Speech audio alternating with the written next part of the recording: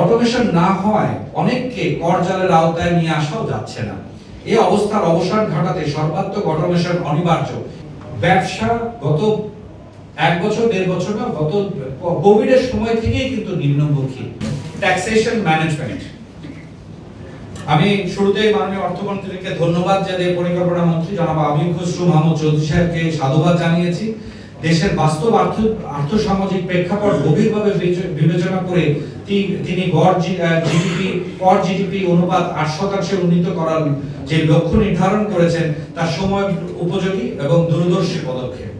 একই সঙ্গে উল্লেখ যে গড় জিডিপি প্রত্যাশিত হারে না বাড়ার অন্যতম কারণ হলো পাবলিক সেক্টরের দুর্নীতি।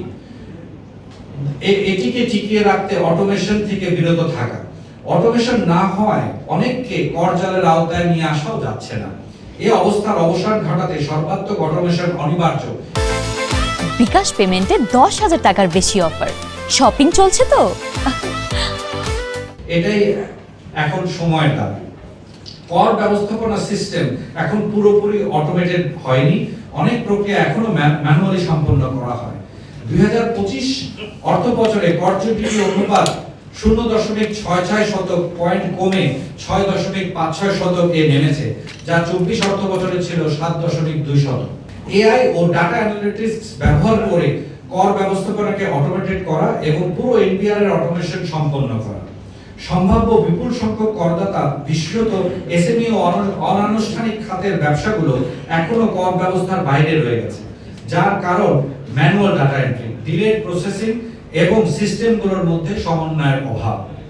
আনুষ্ঠানিক খাতকে অনানুষ্ঠানিক ব্যবস্থায় নিয়ে আসা, সহজ রেজিস্ট্রেশন প্রক্রিয়া এবং নগদবিহীন প্রণোদনার মাধ্যমে এসএমই ও ছোট ব্যবসায়ীকে কর ব্যবস্থাপনার আওতায় নিয়ে আসার এসে করের আওতা বাড়ানো।